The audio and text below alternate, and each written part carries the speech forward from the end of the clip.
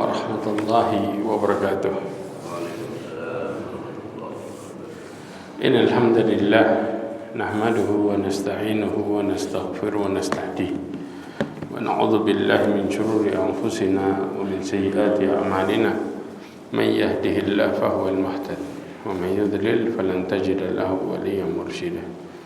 Asyhadu an la ilaha illallah wahdahu la syarika lah wa asyhadu anna Muhammadan abduhu wa rasuluh. Qala Allah Ta'ala fi kitabihil karim, a'udzu billahi minasy syaithanir rajim. Ya ayyuhalladzina amanu ittaqullaha haqqa tuqatih wa la tamutunna illa wa antum muslimun. Amma ba'd, ma'asyiral mu'minin rahimani wa rahimakumullah. Alhamdulillah, kita bersyukur kepada Allah Azza wa Jalla dengan segala kenikmatan yang Allah berikan kepada kita semua. Salawat dan salam kepada Nabi Muhammad sallallahu alaihi wasallam, khairul anbiya'i wal mursalin, sebaik nabi dan sebaik rasul. Kita kemarin sampai kepada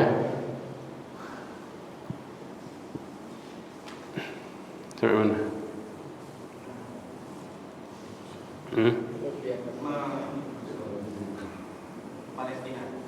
Sudah selesai itu kayaknya. Hal-hal yang ditemuin sama Bani Israel ya, dari mukjizat. Oke. Di antara hal-hal yang ditemuin oleh Bani Israel di mukjizat yang Allah SWT berikan yang mereka lihat secara langsung adalah yang pertama dalam surat Al-Baqarah ayat 57.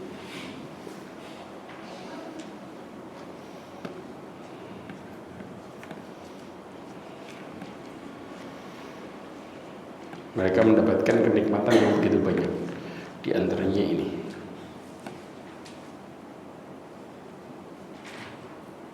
Ya. Dan kami menaungi kamu dengan awan, dan kami menurunkan kepadamu man dan salwa. Makanlah makanan yang baik dan rezeki yang telah kami berikan kepadamu.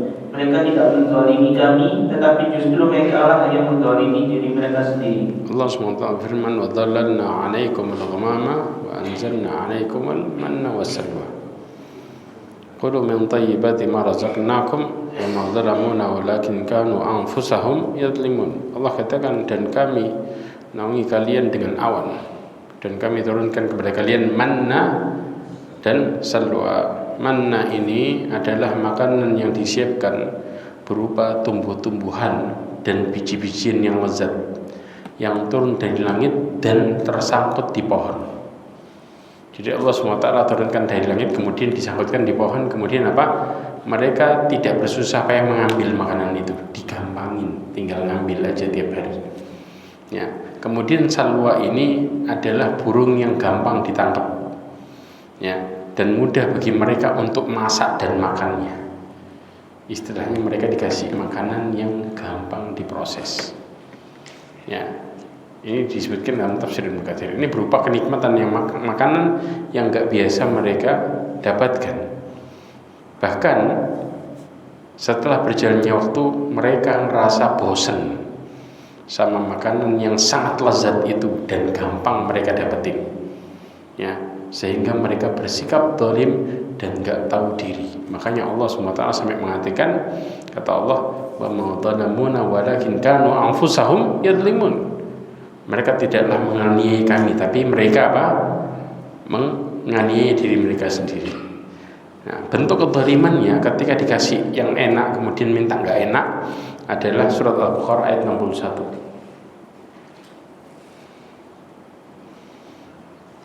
Dan ingatlah ketika kamu berkata, wahai Musa, kami tidak tahan hanya makan dengan satu macam makanan saja. Maka mohonkanlah kepada Tuhanmu untuk kami agar Dia memberi kami apa yang ditumbuhkan bumi, seperti sayur mayur, mentimun, bawang putih, kacang adas, dan bawang merah. Dia Musa menjawab, apakah kamu meminta sesuatu yang buruk sebagai ganti dari sesuatu yang baik? Pergilah ke suatu kota, pasti kamu akan memperoleh apa yang kamu minta. Berhenti.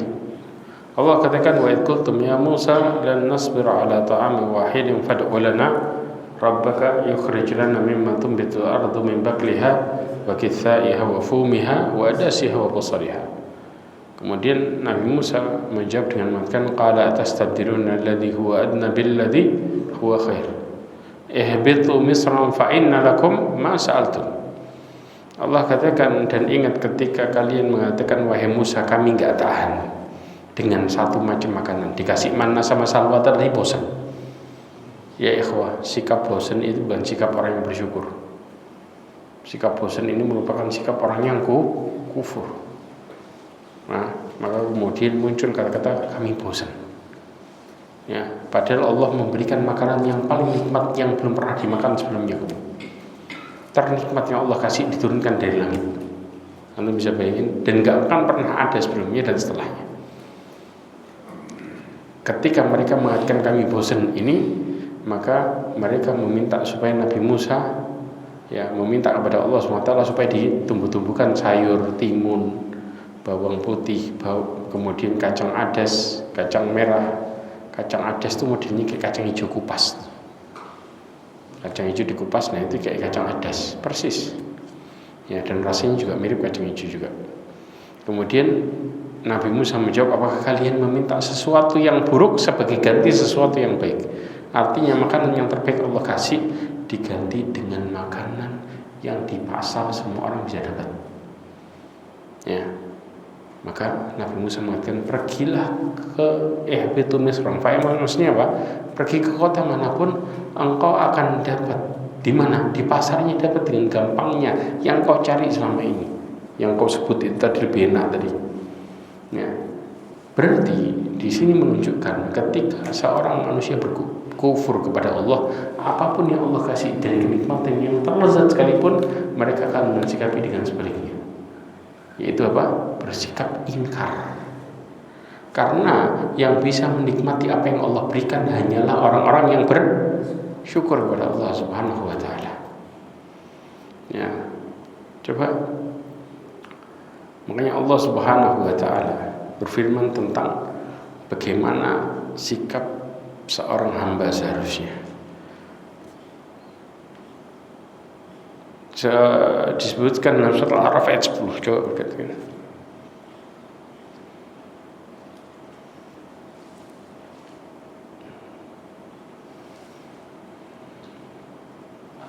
Ya. Dan sungguh kami telah menempatkan kamu di bumi, dan di sana kami sediakan sumber penghidupan untukmu. Terus. Tetapi sedikit sekali kamu bersyukur. Nah, Allah SWT mengatakan walaqad makkannakum fil ardi wa ja'alna lakum fiha ma'aish qalilan ma tashkurun. Allah SWT mengatakan kami telah menempatkanmu di bumi dan kami jadikan untuk kalian kehidupan di dalamnya. Artinya apa? Allah berikan semua fasilitasnya dalam hidup ini. Sudah Allah kasih semuanya. Tapi apa? Sedikit di antara kalian yang bersyukur. Maka di sini ya ikhwah, yang bisa memanfaatkan fasilitas Allah dengan baik dan memanfaatkannya dengan penuh kebahagiaan, mereka hanyalah orang-orang yang bersyukur kepada Allah. Karena sikap kufur kita menjadikan diri kita semakin tersiksa. Orang kalau sudah mulai mengeluh dan mereka tidak mensyukuri apa yang Allah kasih setiap harinya dan merasa kurang, ini tanda-tanda seseorang mulai menjadi orang-orang yang berat hidupnya. Dan bahkan ciri-ciri orang yang digoda sama setan dan mereka kena godaan setan adalah hilangnya rasa syukur. Ayat 17 membaca. Kemudian pasti aku akan mendatangi mereka dari depan, dari belakang, dari kanan, dan dari kiri mereka, dan engkau tidak akan mendapati kebanyakan mereka bersyukur. Allah SWT mengatakan thumma la'atiyannahum min baini aydihim wa min khalfihim wa an aymanihim wa an syama'ilihim wa la tajidu aktsarahum syakirin. Syaitan mengatakan, ya, kata syaitan kepada Allah SWT, aku akan mendatangi mereka dari depan, dari belakang, dari kanan, dari kiri, ya, engkau mendapati kebanyakan mereka tidak bersyukur padamu. Maka di sini ya ikhwah, tanda-tanda awal seseorang terkena godaan syaitan adalah hilangnya rasa syukur. Karena bentuk rasa syukur ini merupakan anugerah dari Allah Azza wa Jalla. Ya, anugerah untuk setiap orang bisa menikmati hidupnya. Sebagaimana Allah SWT mengatakan, ya, la in syakartum la azidannakum wa la in kafartum inna 'adzabi lasyadid. Seorang yang bisa menikmati anugerah berupa rahmat dan keutamaan hanya didapati bagi orang yang bersyukur.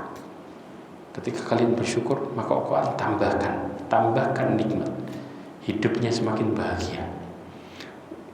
Kehidupan kebahagiaan itu tidak dijamin dengan fasilitas yang mereka punya, tapi dijamin dengan ketenangan yang Allah kasih, kebahagiaan yang Allah berikan. Karena kebahagiaannya ada di tangan Allah Azza wa Jalla. Ya, tetapi ketika seseorang mulai melihat kepada fasilitas dan yang lainnya dan mereka melupakan pemberinya, maka sikap mereka sebaliknya, yaitu mudah untuk kufur dan ingkar terhadap apa yang Allah berikan. Disitulah mulai masalah muncul dan berkecamuk. Ma'asyiral mu'minin rahimani wa rahimakumullah. Dan ini merupakan sikapnya siapa? Bani Israel. Makanya mereka tidak pernah puas dan selalu meminta kepada Nabi Musa. Mereka tidak mau taat kepada Allah Subhanahu wa taala dan patuh kepada Allah Subhanahu wa taala sebagai ganti terhadap apa yang mereka dapatkan. Padahal begitu banyak mukjizat yang mereka dapatkan dan saksikan sekaligus. Ya, dari anugerah yang diterima. Kemudian juga Allah Subhanahu wa taala mengatakan dalam surat Al-Baqarah ayat 60. Waktu mohon air juga mereka melihat langsung mukjizatnya. Dan ingatlah ketika Musa memohon air untuk kaumnya, lalu kami berfirman, pukullah batu itu dengan tongkatmu, maka memecahlah padanya 12 mata air. Setiap suku telah mengetahui tempat minumnya masing-masing. Maka dan minumlah dari rezeki yang diberikan Allah, dan janganlah kamu melakukan kejahatan di bumi dengan berbuat kerusakan. Allah mengatakan wa istasqa Musa liqaumihi faqul nadrib bi asaqal hajar fanfajarat minhu 12 'aina qad alima kullu unasin mashrabahum kulu washrabu min rizqillahi wa la ta'thaw fil ardi mufsidin. Allah katakan, dan ingat ketika Nabi Musa istasqa, minta air liqaumihi, untuk kaumnya, maka Allah mengatakan faqul nadrib bi asaqal hajar, maka kami katakan pukulkan tongkatmu ke batu, keluar 12 mata air mancar, sejumlah berapa? 12 suku Bani Israel. Persis. Anda bisa pengen masing-masing suku tahu minumnya dari mana. Nah, Anda bisa pengen ya, mereka ini istilahnya kaum yang Allah manja, Allah kasih gini, Allah kasih gini, Allah kasih gini. Dan kenapa kisahnya Nabi Musa paling banyak dalam Al-Quran? Ada yang tahu? Allah ingin menunjukkan ketika seorang hamba dikasih apapun sama Allah, kemudian kalau hati mereka buruk, mereka akan terus ingkar dan ingkar gak berhenti. Menunjukkan selama ini orang berpikir dengan cara apa? Seandainya hidup saya Allah kabulkan semua. Dikabulkan apa yang kita minta belum tentu menjadikan diri kita menjadi orang yang bisa mendekatkan diri sama Allah. Karena kaum-kaum sebelumnya, contohnya kaumnya Nabi Musa, mereka selalu dikasih terhadap apa yang mereka minta sama Nabi Musa. Dan Nabi Musa bolak-balik berdoa sama Allah, dan mereka melihat secara langsung. Tapi itu tidak serta-merta menjadikan mereka hamba yang bersyukur, tidak serta menjadikan mereka hamba yang taat kepada Allah Azza wa Jalla.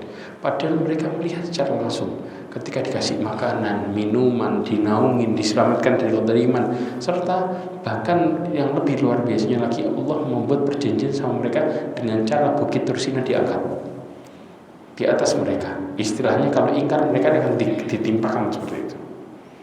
Tapi sifat bangkang mereka masih ada, dan mereka adalah kaum yang suka tawar-menawar masalah hukum, mencari hal-hal yang mudah-mudah menurut mereka masing-masing. Ini yang terjadi. Maka ketika seseorang mengatakan, seandainya Allah mudahkan atau Allah kabulkan semua permintaanku, maka hidupku lebih bahagia. Siapa bilang? Contohnya sudah ada.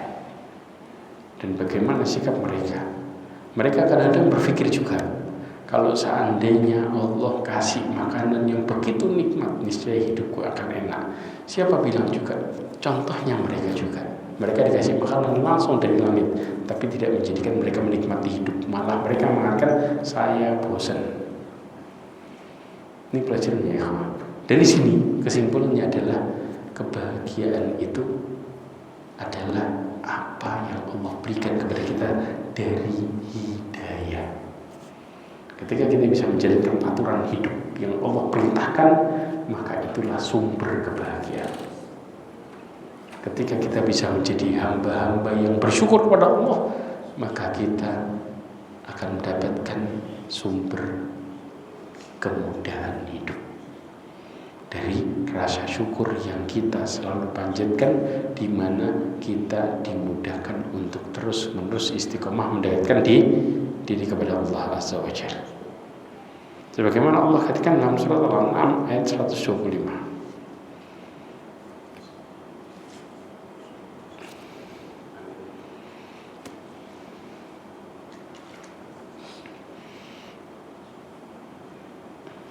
Barang siapa dikehendaki Allah akan mendapatkan hidayah atau petunjuk, dia akan membukakan dadanya untuk menerima Islam. Berhenti.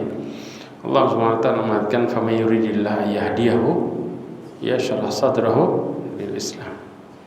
Barang siapa yang Allah SWT kehendaki kepadanya untuk mendapatkan petunjuk, Allah akan lapangkan hatinya, dadanya, dimudahkan dadanya untuk menerima Islam. Berarti datangnya lapang dada dari mana? Sebabnya apa? Sebabnya adalah petunjuk Allah Azza wa Jalla. Dan datangnya lapang dada dari Allah Subhanahu wa Ta'ala. Ketika Allah melapangkan dada seseorang menerima Islam, maka pada dasarnya Allah menghendaki dia untuk mendapatkan petunjuk Allah Azza wa Jalla.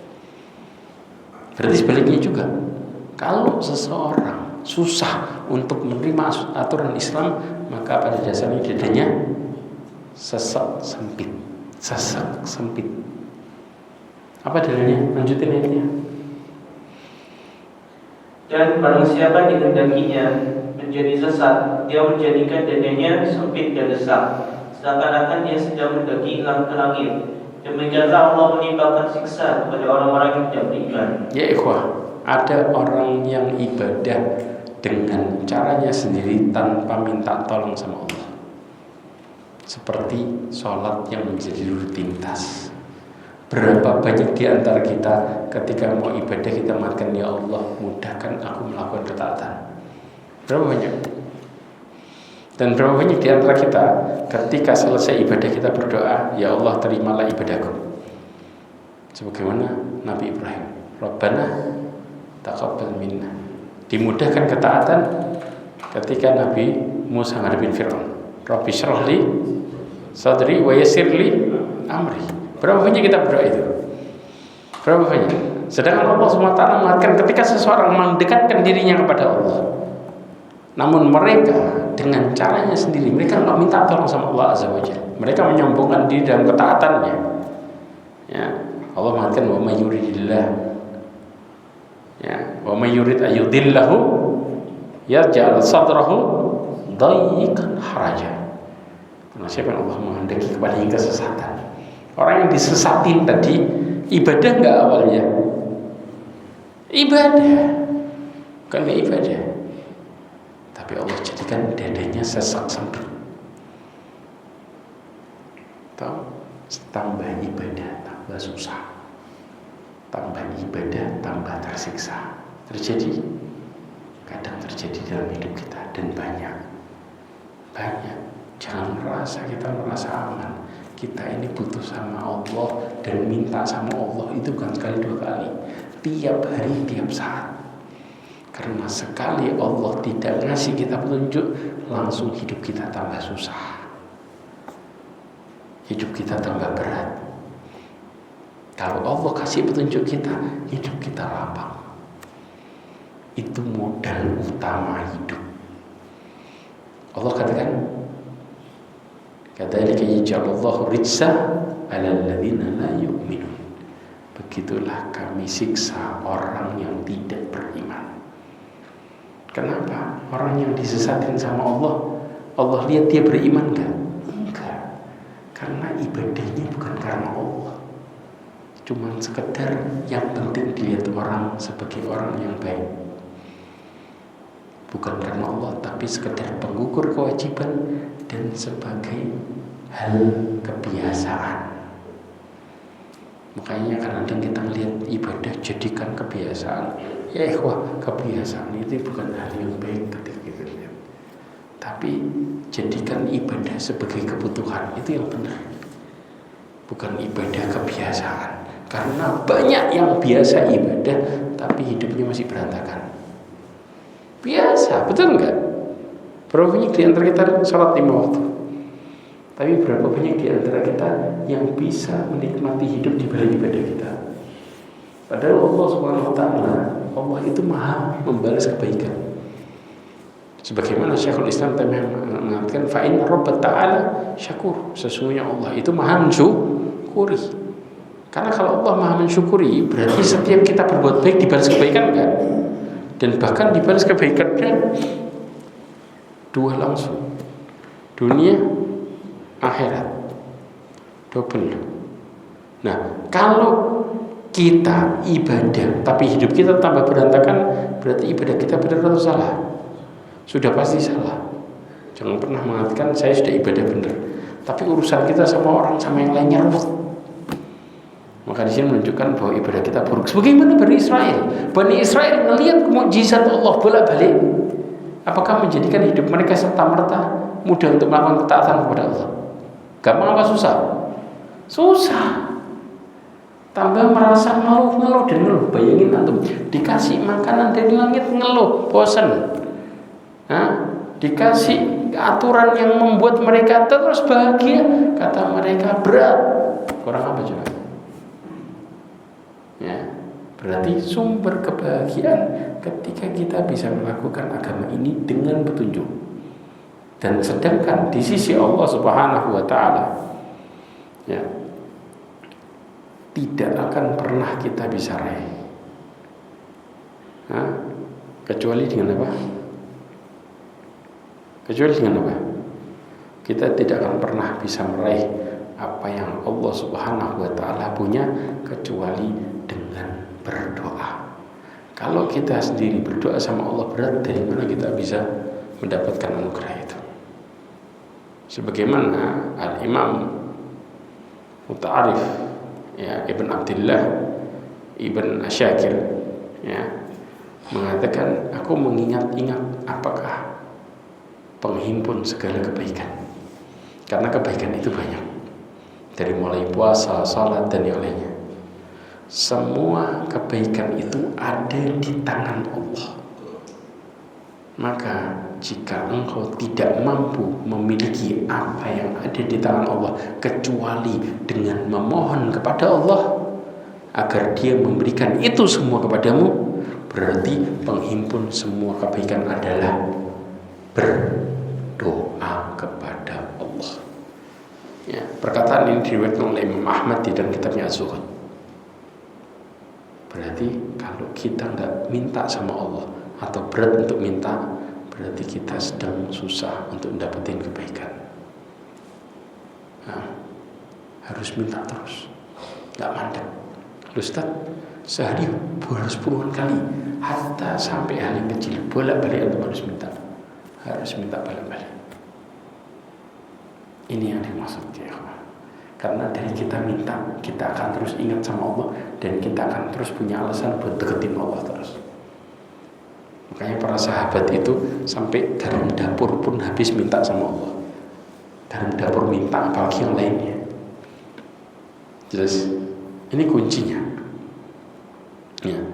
Bani Israel sendiri untuk bisa mendapatkan kenikmatan semua itu dengan cara apa? Dengan cara apa? Minta sama Allah, ya apa enggak? Minta sama Nabi Musa supaya berdoa sama Allah.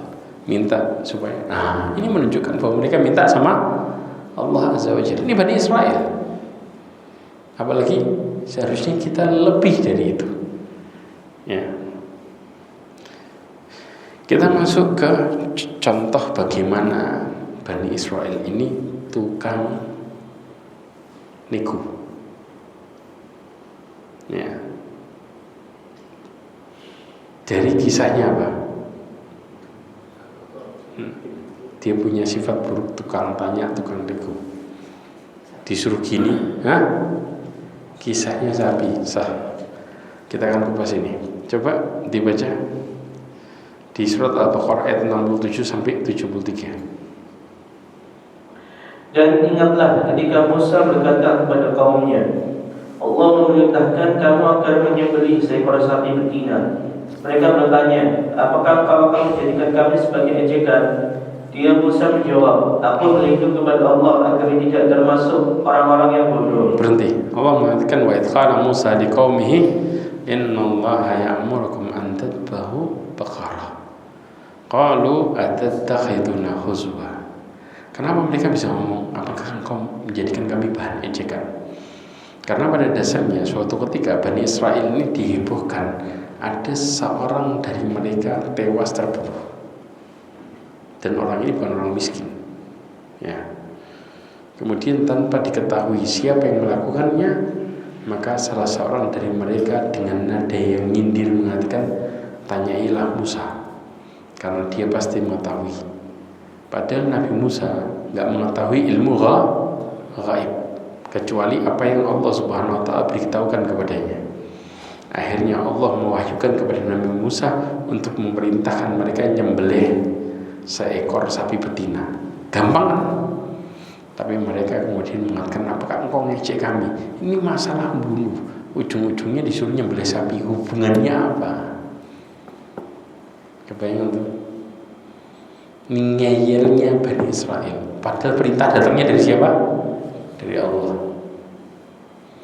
Padahal jelas Nabi Musa mengatakan, innallaha ya'murukum an tadbahu baqarah. Allah nyuruh kalian, kalau mau dapat jawaban siapa yang bunuh, Allah nyuruh kalian untuk nyembelih baqarah. Baqarah ini istilahnya sapi betina, disebut dengan kata baqarah. Ya. Kemudian Nabi Musa menjawab tuduhan mereka dengan mengatakan, qala a'udzubillahi an akuna minal jahilin. Aku berlindung kepada Allah Subhanahu wa taala agar tidak menjadi salah seorang dari orang-orang yang jahil. Kemudian setelah itu jawaban mereka apa? Lanjut.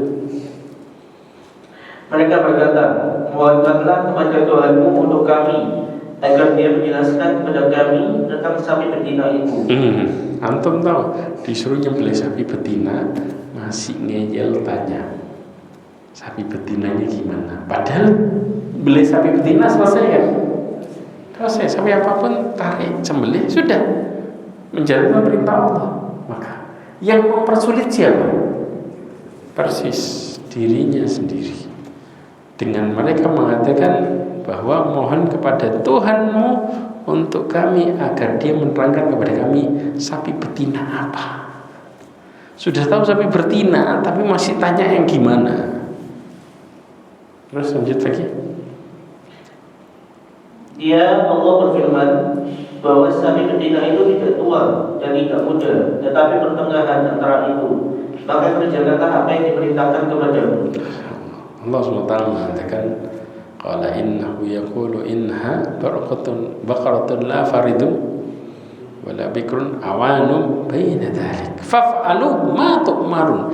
Jelas perintahnya. Allah mengatakan ya bahwa sapi betina itu enggak tua dan enggak muda, umur tengah-tengah. Gampang enggak nyarinya? Ya, maka kata Allah, kerjakanlah apa yang diperintahkan kepadamu. Cari yang tengah-tengah, sembelih, selesai. Kemudian mereka masih ngeyel. Lanjut lagi. Mereka berkata, mohonkanlah kepada Tuhanmu untuk kami agar dia menjelaskan kepada kami apa warnanya. Dia Musa menjawab, dia Allah Ta'ala berfirman bahwa sapi itu adalah sapi betina yang kuning tua warnanya, yang menyenangkan orang-orang yang memandangnya. Berhenti. Allah katakan, qalu ud'u lana rabbaka yubayyin lana ya ma launuha. Qala innahu ya yaqulu innaha baqaratun safra'un faqi'un launuha tasrun nadirin. Mulai kesusahan di situ, pakai tanya warna. Nah, maka Allah Subhanahu wa taala mulai menjawab dengan mengatakan bahwa sapi betina itu warnanya apa? Alhamdulillah, kuning tua. Antum dapetin sapi kuning tua di mana coba? Kuning tua, ya, yang kemudian apa? Menyenangkan orang-orang yang mandangnya, alias sapinya lucu cantik. Dapat di mana? Mulai. Gitu pun kira-kira mereka berhenti nggak? Nggak. Masih tanya lagi. Lanjut. Mereka berkata, mohonkanlah kepada Tuhanmu untuk kami agar Dia menjelaskan kepada kami tentang sapi betina itu, karena sesungguhnya sapi itu belum jelas bagi kami. Dan jika Allah menghendaki, niscaya kami mendapat petunjuk. Terus? Dia Musa menjawab, Dia Allah Ta'ala berfirman, sapi itu adalah sapi betina yang belum pernah dipakai untuk membaca tanah, dan tidak pula untuk mengairi tanaman, sehat dan tambah gelap. Mereka berkata, sekarang barulah engkau menerangkan hal yang sebenarnya. Lalu mereka menyembelihnya, dan nyaris mereka tidak melaksanakan perintah itu. Allah SWT mengatakan, qala innahu yaqulu innaha baqaratun la darun tuthirul arda wa la taskil hartha musallamatun la syai'a fiha.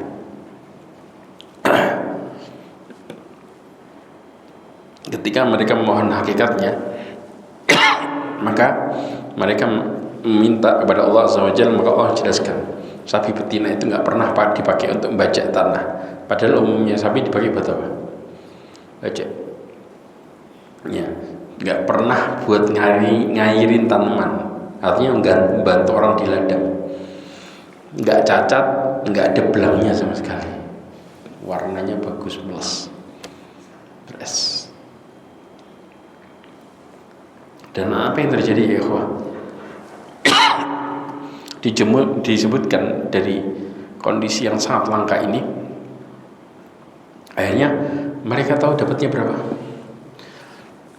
Dalam tafsir Tabari disebutkan bahwa sapi itu di seluruh negeri Bani Israel dengan kriteria yang seperti ini hanya 1 ekor, dan pemilik sapi itu nolak untuk jual dengan satu syarat. Kalau mau dijual, mereka harus membayar dengan emas sebesar sapinya, seberat sapi. Kalau sapinya beratnya 300 kilo, maka mereka harus mengeluarkan emas 300 kilo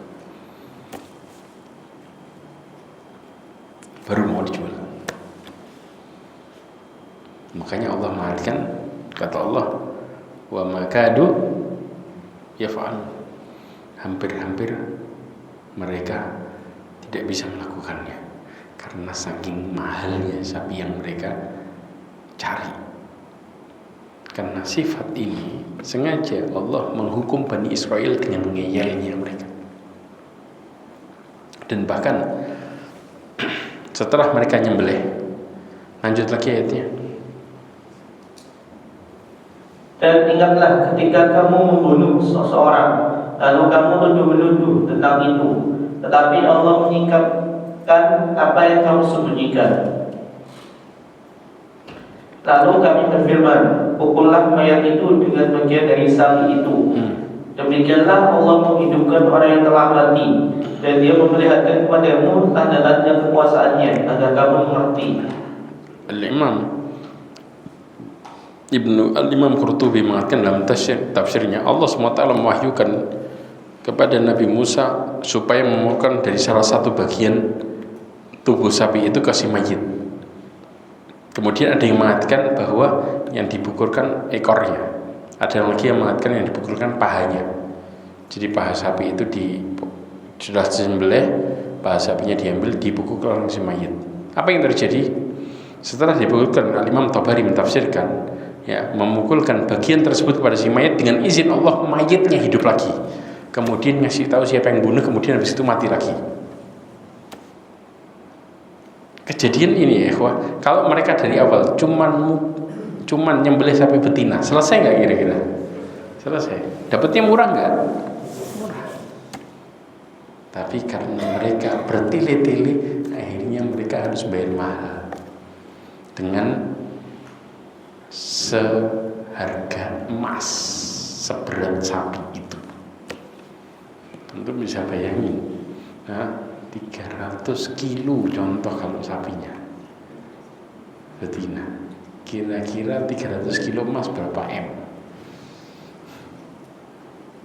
Bayar buat nyelesain satu kasus. Ini yang terjadi. Maka semakin antum nego aturan agama, maka semakin antum akan susah. Semakin antum cari-cari keringanan, maka hidup antum akan semakin berat. Ini pelajaran dari sini, ikhwah. Makanya Bani Israil bukan tambah dapat, jelas sudah, jelas warnanya gini, tambah susah mereka jalaninya. Jelas? Ya, ini yang terjadi. Masih ada waktu? Masih berapa menit? 10 menit. Ya, insyaallah. Ini jamnya. Insyaallah. Oke, sekarang kita masuk ke penutupan tentang wafatnya Nabi Musa. Setelah kita bahas wafatnya Nabi Musa, insya Allah kita bahas berikutnya tentang Nabi Musa dan Nabi Khidir. Ini bisa sampai 4 pertemuan, karena kisahnya panjang luar biasa ya kawan. Nah, kita akan bicara secara detail dari mulai kapalnya, kenapa kok dilubangi, yang punya kapal siapa, semuanya ada. Ya, wafatnya Nabi Musa. Nabi Musa, ya, di dalam tafsir Ibnu Katsir disebutkan di masa 40 tahun maka wafatlah Nabi Musa dan juga Nabi Harun. Jadi wafatnya nggak berjauhan. Ya. Kemudian kenabian berpindah ke siapa? Yusha ibn Nun. Siapa Yusha ibn Nun? Yusha ibn Nun adalah seorang pemuda yang nemenin Nabi Musa waktu berjalan cari Nabi Khidir. Ya. Jadi Yusha ibn Nun ini dapat pelajaran di perjalanannya bersama Nabi Musa, dan dia akan menjadi penggantinya Nabi Musa dalam apa? Mentarbiyah Bani Israel. Ya. Allah SWT sebutkan dalam surat Al-Kahfi ayat 60. Kita lihat ke Al-Kahfi.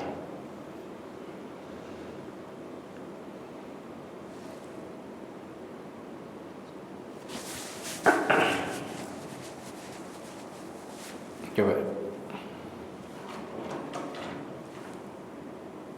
Dan ingatlah ketika Musa berkata kepada pembantunya, aku tidak akan berhenti berjalan sebelum sampai ke pertemuan 2 laut, atau aku akan berjalan terus sampai bertahun-tahun. Ya.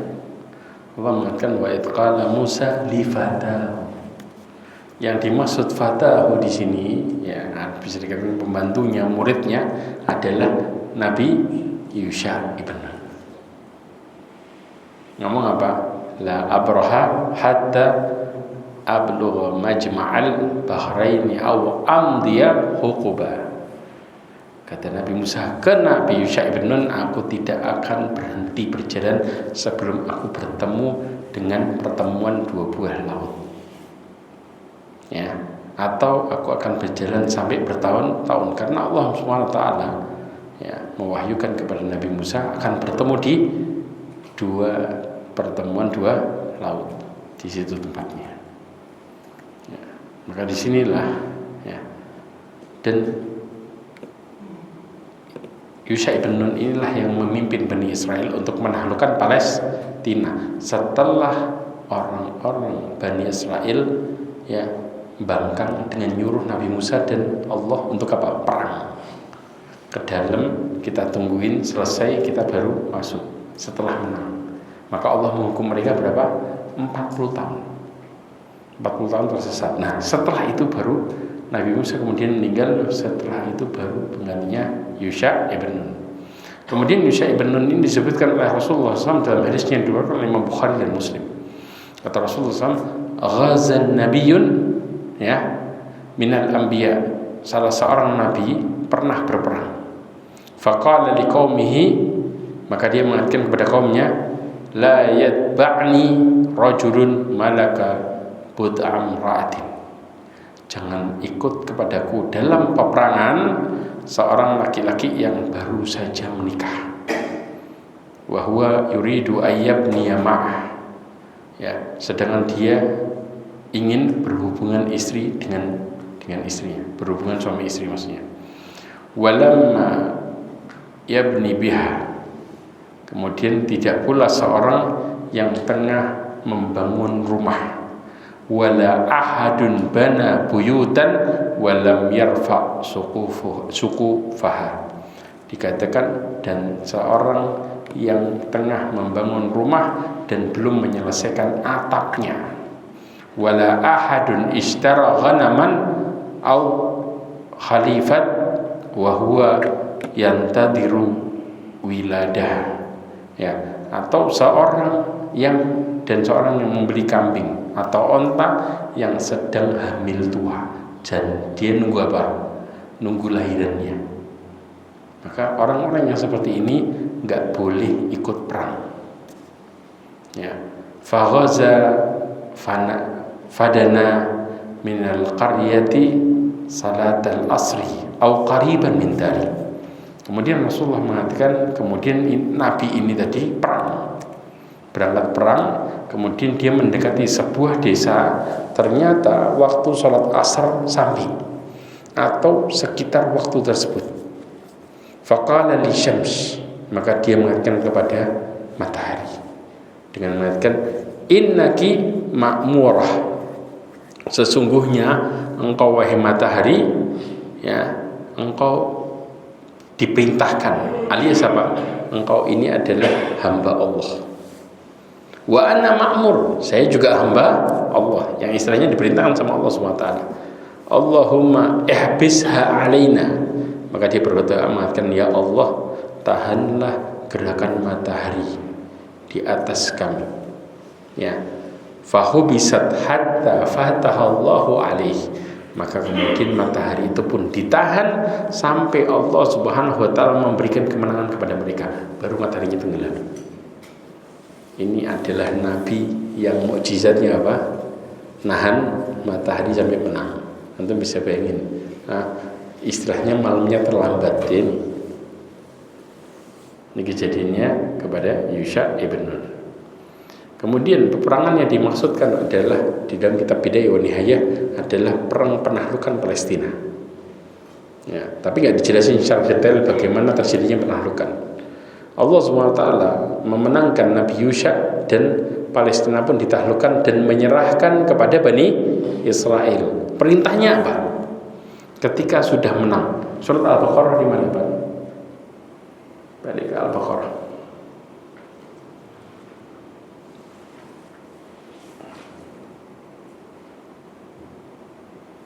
Dan ingatlah ayat kami berfirman, masuklah ke negeri ini, Baitul Maqdis, maka makanlah dengan nikmat berbagai makanan yang ada di sana seluruh kamu, dan masukilah pintu gerbangnya sambil mengukuh, dan katakanlah, bebaskanlah kami dari dosa-dosa kami, niscaya kami ampuni kesalahan-kesalahanmu, dan kami akan menambah karunia bagi orang-orang yang berbuat kebaikan. Allah mengatakan, wa yadkhul nadkhulu hadhil qaryah. Ya, dan ingat ketika kamu berfirman, masukkanlah kamu ke dalam negeri ini. Yang dimaksud adalah Palestina, Baitul Maqdis. Ya, fakulu minha haitsu syi'tum ragada. Ya, maka makanlah ya apa yang enak menurut kalian. Ya, ragada dari hasil apa? Bumi. Anda bisa bayangin yang banyak lagi enak kata Allah SWT. Kemudian wadkhul baba sujada. Allah kasih syarat masuk ke pintunya dengan sujud. Yang dimaksud sujud di sini adalah ruku. Membungkuk kalian wa qulu hittatun naghfir lakum khatayakum. Dan katakanlah apa? Bebaskan kami dari dosa.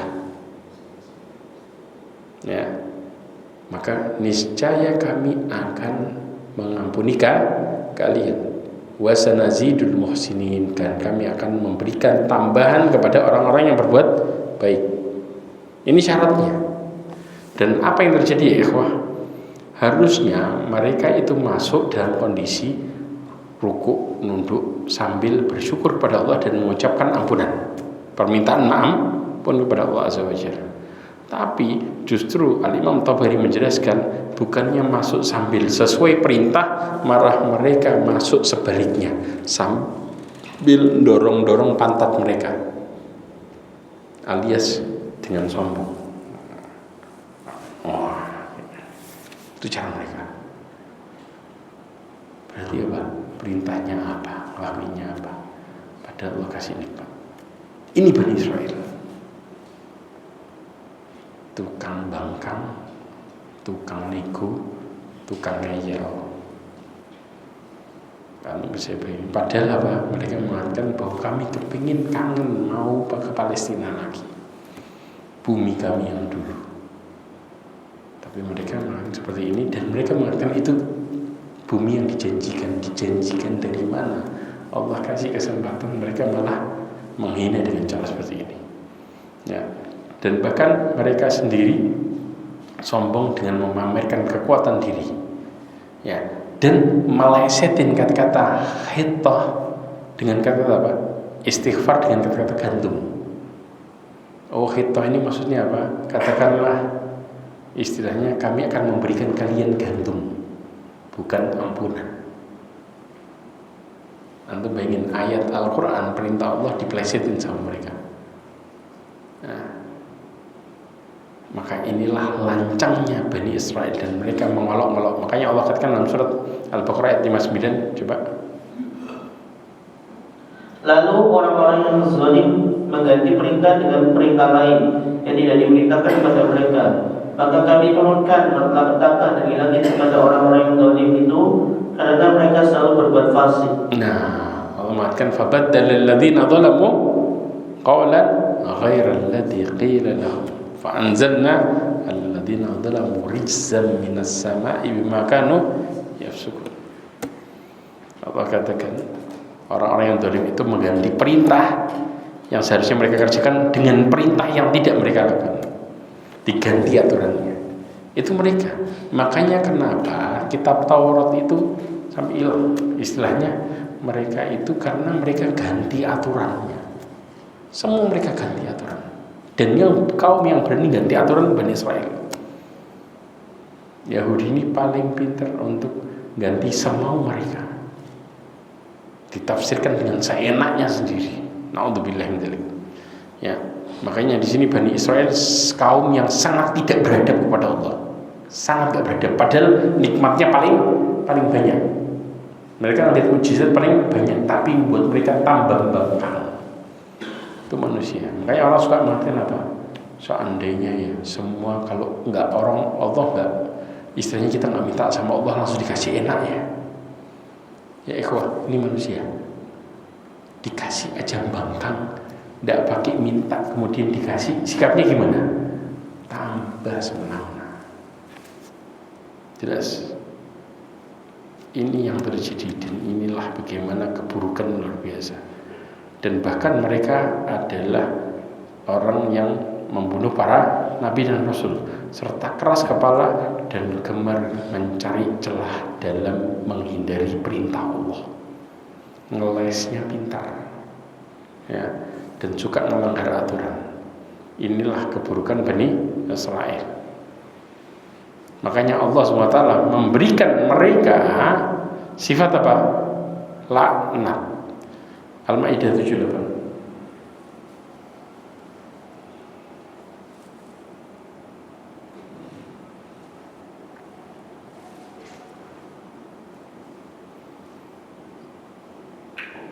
Orang-orang kafir dari Bani Israel telah dilaknat melalui lisan atau ucapan Daud dan Isa putra Maryam. Yang demikian itu karena mereka durhaka dan selalu melampaui batas. Ya, Allah mengatakan ru'inal ladzina kafaru min Bani Israil ala lisani Daud wa Isa bin Maryam.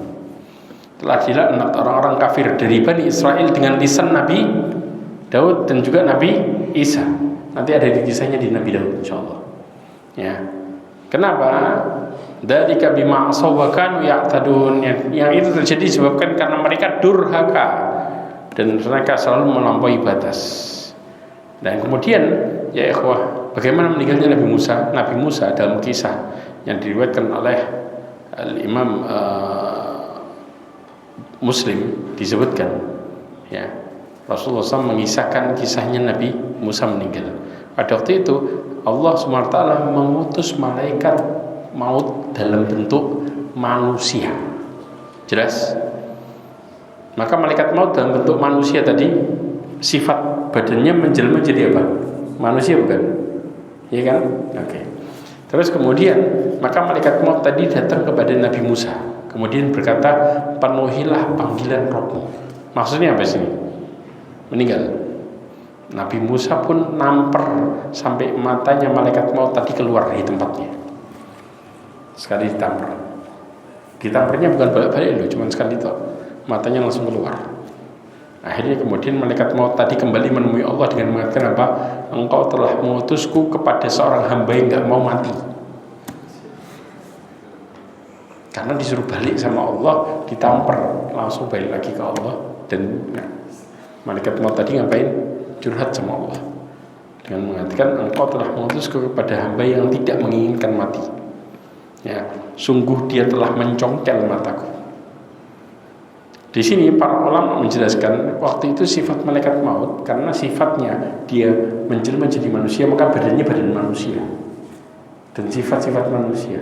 Saking makanya lu bisa bayangin kuatnya Nabi Musa seberapa, sekali tampar aja keluar matanya. Makanya nggak heran kalau kemudian Nabi Musa sekali pukul itu langsung mati. Jelas? Fawa kazahu Musa faqadha alaihi. Nabi Musa mukul cuma sekali tak dan tiba-tiba membunuhnya. Karena saking kuatnya Nabi Musa. Nabi Musa itu nabi yang kemudian ditunjukkan sama Allah kekuatan yang luar biasa kepada dirinya. Nah, maka Bani Israel semua yang jumlahnya banyak, semua ketakutan sama Nabi Musa ngadepin. Nabi Musa kalau marah mereka nggak berani bantah.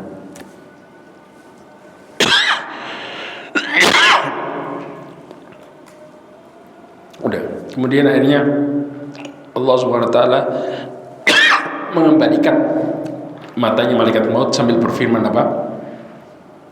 Kembalilah kepada hambaku dan katakan kepadanya, apakah kehidupan yang engkau inginkan? Jika engkau menginginkan kehidupan, maka letakkan tanganmu di atas bulu sapi. Jelas? Setiap bulu yang tertutupi oleh tanganmu, engkau akan mendapatkan tambahan setahun. Tangan kita nih, kita tempel ke bulu sapi, kira-kira yang ketutupan berapa banyak? Bulu sapi itu rengkap, kecil-kecil lagi, ratusan lebih. Setiap satu helai Allah kasih tambahan setahun. Berarti kalau ratusan helai, ratusan tahun. Ya, maka malaikat maut menyampaikan tawaran Allah kepada Nabi Musa. Akhirnya Nabi Musa mengatakan, kemudian setelah tadi, kalau hidup semisal ratusan tahun, setelah itu apa? Malaikat maut jawab mati. Kata Nabi Musa, kalau ujung-ujungnya mati, segerakan saja. Akhirnya Nabi Musa berdoa, ya Allah, dekatkanlah kuburanku dengan tanah suci sejauh lemparan batu. Kuburanku dengan tanah suci sejauh lemparan batu. Lempar, istilahnya ngelempar gak jauh-jauh maksudnya dari tanah suci itu. Akhirnya jika aku ada di sana, sungguh aku akan kutunjukkan lokasi tersebut kepada kalian, kata Rasulullah SAW, di sisi jalan dekat pasir merah. Itu kuburannya Nabi Musa. Akhirnya disebutkan ya di dalam kitab Mirqatul Mafatih bahwa Nabi Musa tidaklah mengetahui bahwa manusia tersebut adalah malaikat maut, dan mata malaikat maut terlepas karena dia menjelma jadi manusia, sehingga sifat fisik manusianya ada pada dirinya. Ya, inilah kisahnya bagaimana kemudian Nabi Musa dan belajarnya. Insya Allah kita akan berbicara berikutnya di beberapa pertemuan kisah tentang bagaimana Nabi Musa dan Nabi Khidir. Sebelum pertemuan sampai pertemuan dan kemudian pelajaran dari pertemuan tersebut. Jelas insya Allah. Ini yang bisa saya sampaikan, kurang lebihnya mohon maaf. Dan mudah-mudahan apa yang kita baca di hari ini menjadikan kita semakin bertakwa kepada Allah Azza wa Jalla dan mengambil pelajaran dari bagaimana efek-efek kedurhakaan sehingga kita bisa terhindar dari keburukan dan menjadikan kita semangat untuk selalu berdoa kepada Allah Azza wa Jalla. Subhanakallahumma wa bihamdika asyhadu an la ilaha illa anta astaghfiruka wa atubu ilaik wa akhiru da'wana alhamdulillah. Assalamualaikum warahmatullahi wabarakatuh.